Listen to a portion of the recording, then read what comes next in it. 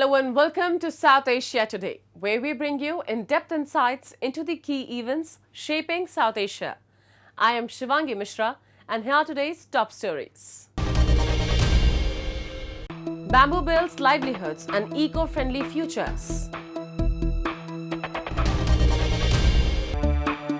Yokohama blooms with colorful roses and lush greenery. And activists expose Pakistan's role in fueling terrorism. Let's begin the show. Bamboo, a priceless gift of nature, is more than just a plant. It's a versatile resource deeply embedded in our lives. From baskets to beautiful furniture, it serves many purposes. In India's northeastern states, bamboo is not only a cultural staple but also a key source of employment and self-reliance.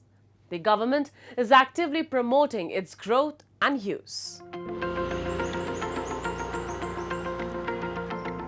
Baredala, a lush scenery village nestled in Assam, where bamboo isn't just a plant but a way of life. In almost every home, the gentle rhythm of craftsmanship echoes through generations. Take this family for instance. Their hands weave not just baskets but stories of heritage and resilience. What once began as a tradition has now become a thriving livelihood, with both men and women working side by side, turning bamboo into a symbol of unity, skill and survival. মোৰ ইয়াত বিয়া হ'ব 16 বছৰৰ পৰা মই জুৰি কাম কৰি আছো আমাৰ পৰিয়াল জুৰি কামৰ পৰাই চলি আছে লৰা ছোৱালীৰ পঢ়ুৱা ঘৰ চলোৱা খেতি বাতি কৰা তাৰ পিছত আৰু অন্যান্য খৰচ আমাৰ এই জুৰি কামৰ পৰা হৈছে আৰু মই এই জুৰি কামটো আমাৰ ট্ৰেনিং হৈছে ট্ৰেনিংৰ পৰা শিকিছো Similarly, others in the village grow and harvest bamboo, crafting a variety of products to meet the market demand. What was once made solely for household use is now finding its way into local and wider markets. मैं झाड़ू बनाता हूँ ये झाड़ू बनाकर मेरा घर चल रहा है मैं ये बनाकर खुशी महसूस कर रहा हूँ हम ये चिकन बास्केट बनाते हैं हम पूरा परिवार बनाते हैं मेरा भाई बनाता है ऊपर से हम दुकान भी चलाते हैं ये एक्स्ट्रा इनकम के लिए ये सब हम करते हैं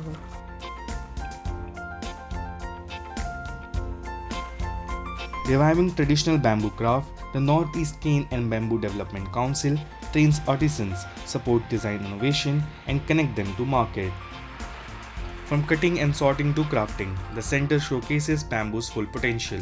Furniture, utensils, decor, jewelry, and even a demo bamboo house, all promoting eco-friendly living. The council is driving bamboo's growth across Northeast India, turning tradition into opportunity. The sector has a huge economic potential, and then now the main objective of this council is to unlock this potential by intervening in the whole value chain of bamboo sector in the NER, so that the whole objective is to transform the rural economy through this bamboo usage.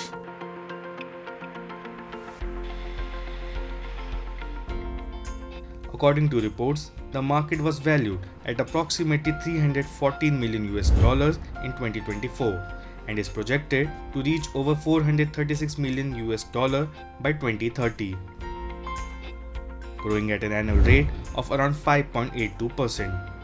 These figures highlight bamboo's potential to significantly contribute to India's economy and rural development.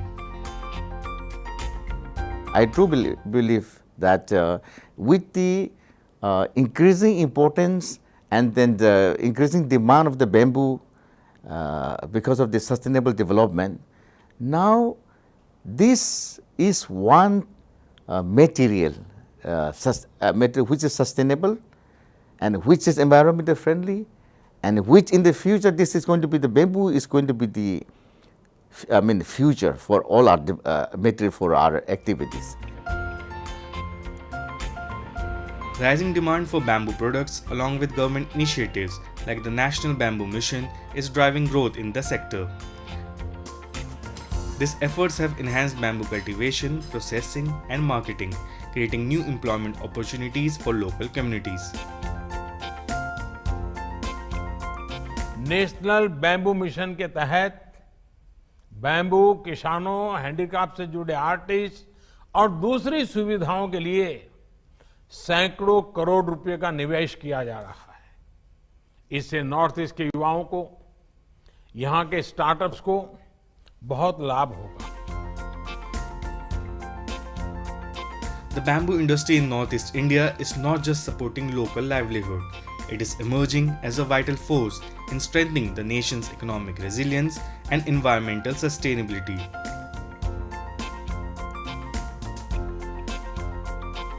With the vast potential, the future of this green gold looks exceptionally bright.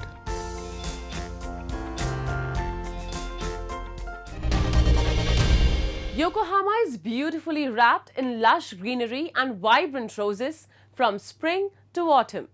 The Yokohama English Garden is a favorite spot where visitors stroll beneath arcs blooming with colorful roses and vines.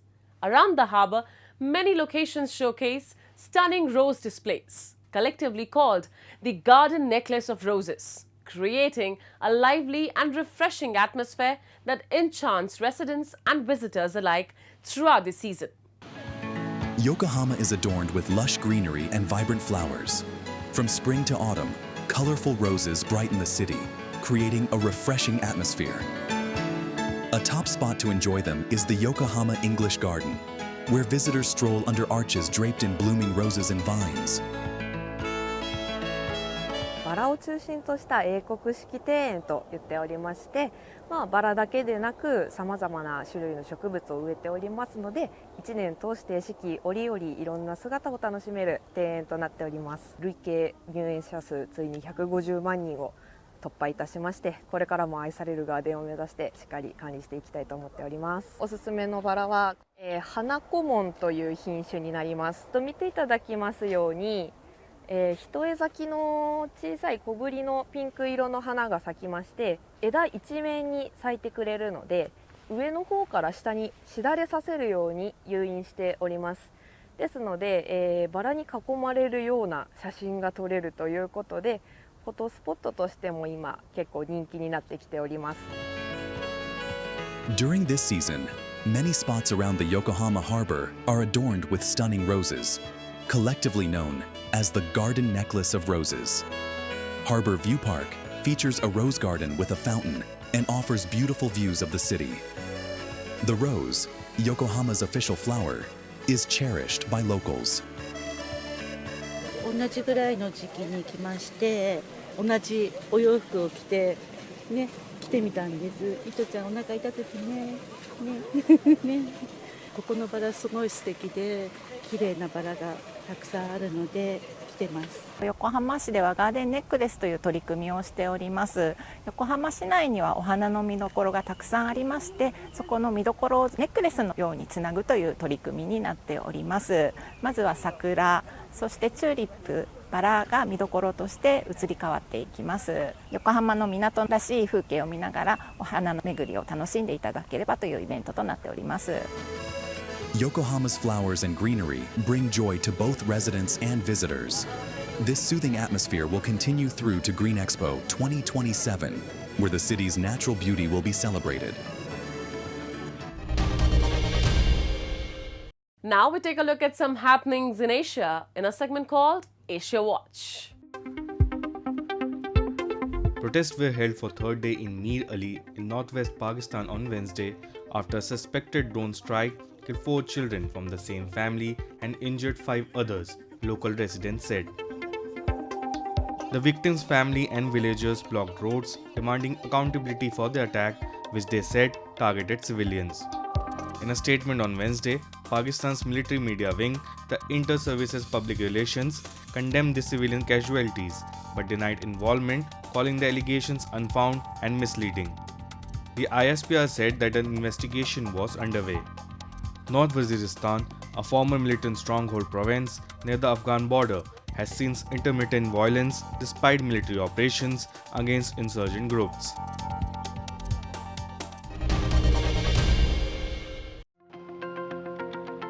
A British climber who beat his own record for most climbs of Mount Everest by a non-Sherpa arrived in Kathmandu after making his 19th ascent of the world's highest mountain. Britain's Kenton Cole climbed the 8,849-meter peak last week, accompanied by the Sherpa Dorje Galjint. Cole used the Southeast Ridge route, also known as South Cole, which is the standard route to the summit, pioneered by New Zealander Sir Edmund Hillary and Sherpa Tenzing Norgay in 1953. The route remains the most popular path among climbers. Everest has been climbed by more than 8,000 people, many of them multiple times since it was first scaled by Hillary and Norgay more than 70 years ago.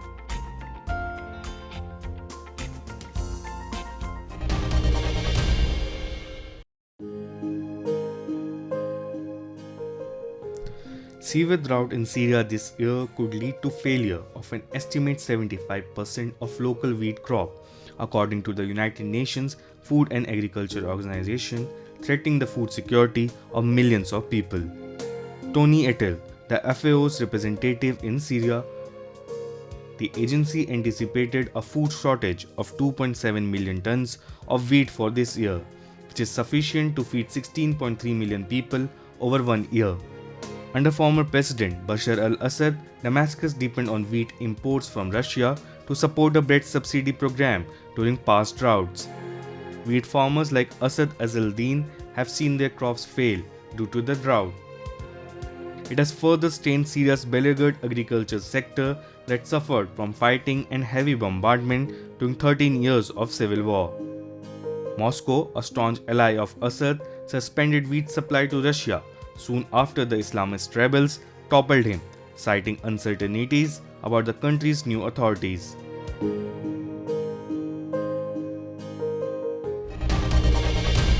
Moving on. Pakistan-occupied Jammu and Kashmir remains a breeding ground for terror, with disturbing revelations from key activists. Professor Sajjad Raza has exposed how terror camps operate under the guise of mosques, while UK-based activist Jameel Maqsood condemned Pakistan's illegal occupation and colonial-style governance. With no healthcare, crumbling infrastructure and rising demands for freedom, voices from POJK and Gilgit-Baltistan are calling for urgent global attention and justice. We have this report. Pakistan-occupied Jammu and Kashmir has long been regarded as a hotbed of terror camps with persistent allegations of Pakistan's direct involvement and support. Recently, Professor Sajjad Raza, chairman of the National Equality Party Jammu Kashmir, Gilgit-Baltistan and Ladakh, exposed the harsh realities of life in POJK and highlighted Pakistan's ongoing support for terrorism. As far as Pakistan is concerned, I think almost 50% of the masjids in Pakistan, they are terrorist camps. And in POJK, there are camps at many places. These camps are now, they have taken different forms actually. They are not typically, like a common person can't understand whether there is training being given at some place or not, but there are definitely many more camps in POJK, and in Pakistan there are hundreds of camps in Pakistan where the people are trained for terrorism and then to carry out the acts of terrorism.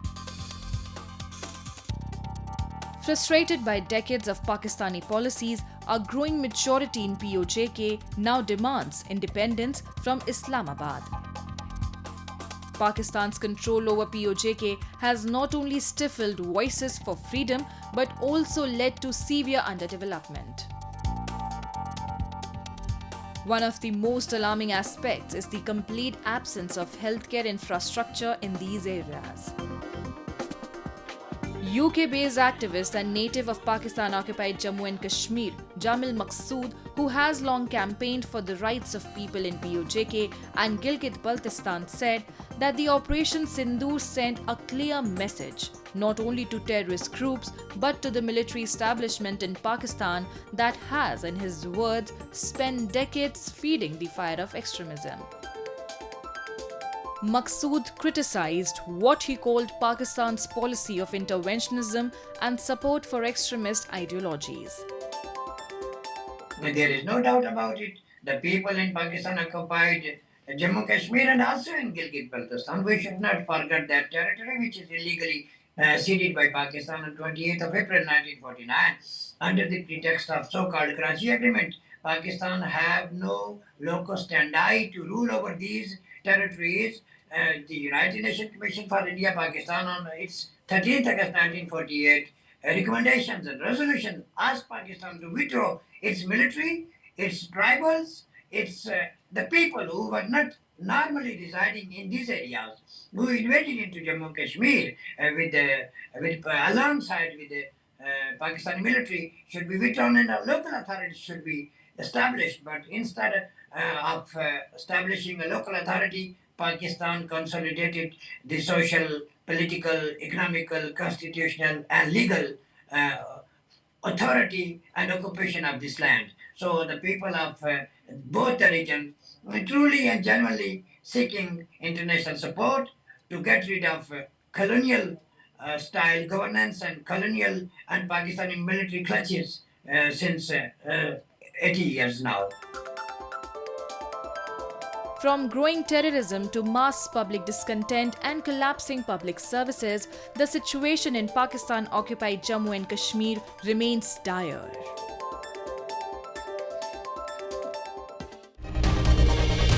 Jammu and Kashmir's Kathua district is witnessing a transformative shift in its fruit farming sector. Local farmers, once dependent on selling perishable raw fruits at low prices, are now embracing value addition techniques such as grading, packaging, juicing, drying and processing. This shift is helping them earn better returns, reduce post-harvest losses and significantly enhance their livelihoods. Let's take a closer look. To enhance farmers' income significantly, the Department of Horticulture, through its Fruit Preservation and Utilization Extension Center, is playing a vital role in empowering young farmers with essential skills and knowledge. The department focuses on training these farmers in the value addition of fresh fruits, enabling them to process and preserve their produce in ways that boost market appeal and profitability. With the strawberry season at its peak, growers have been worried about selling their highly perishable crop at profitable rates. To address this, the Department of Horticulture has provided crucial support, helping farmers reduce losses and maximize returns. Through its Fruit Preservation and Utilization Extension Center, the department is training growers in value addition techniques such as making jams, juices and chutneys.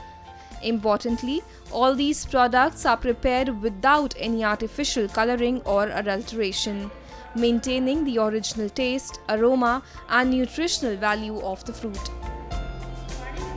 और हमने जो अपनी scratch निकाली है strawberry की, ये 100% fruit juice से बनी है. उसमें कोई भी फ्लेवर ऐड नहीं है, ना इसमें कोई कलर ऐड है.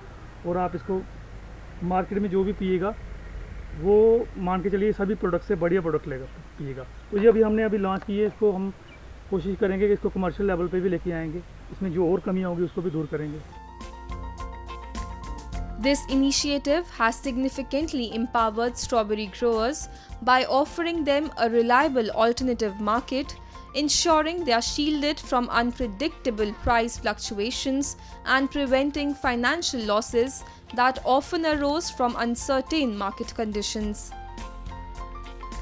Strawberry growers in Kathua have expressed immense satisfaction, highlighting how this support has stabilized their livelihoods and provided them with a sense of financial security and long-term sustainability. मैं सबसे यही अनुरोध करूंगी कि हमारे सेंटर से आप यहाँ ट्रेनिंग करें और ट्रेनिंग करने के बाद आपको यहाँ कोई भी चार्जेस नहीं देने पड़ेंगे। आप मतलब यहाँ आइए, जैसे हमारी क्लासेस इवन हम 1 मंथ का कोर्स जो है, अगर किसी पर्टिकुलर गांव में हमारे पास यहाँ 40-50 लोगों का ग्रुप अगर तैयार हो जाता है, वो तैयार है कि हम लोग सीखना चाहते हैं, तो हमारा स्टाफ वहाँ उनके गांव में ही आकर उनको वो ट्रेनिंग उनके घर बैठे वहाँ पे उनको ट्रेनिंग, उनको सेंटर में भी आने की ज़रूरत नहीं पड़ती है। लेकिन हाँ चलो यहाँ पे मशीनरी वगैरह होती है तो थोड़ा प्रैक्टिकल के लिए हम बीच में थोड़ा सा उनको बुला सकते हैं यहाँ पे, लेकिन ज़्यादातर जो भी प्रोडक्ट्स बनाने हैं वो हम उनको घर बैठे वहाँ पे सिखा देंगे। By equipping farmers with the tools and technical know-how to transform their harvest into high-demand consumer products, the initiative ensures they earn higher returns and become more economically resilient. By promoting fruit value addition, farmers are gaining new income opportunities, becoming more resilient and contributing to the local economy, making agriculture a more viable and long-term enterprise. Kathua's shift toward value-added agriculture showcases how innovation and support at the grassroots level can uplift entire farming communities and pave the way for sustainable rural development. As we wrap up today's episode of South Asia Today, we thank you for joining us. We'll return next week at the same time with more insights and updates. This is Shivangi Mishra signing off on behalf of our entire team. Until then, stay safe and goodbye.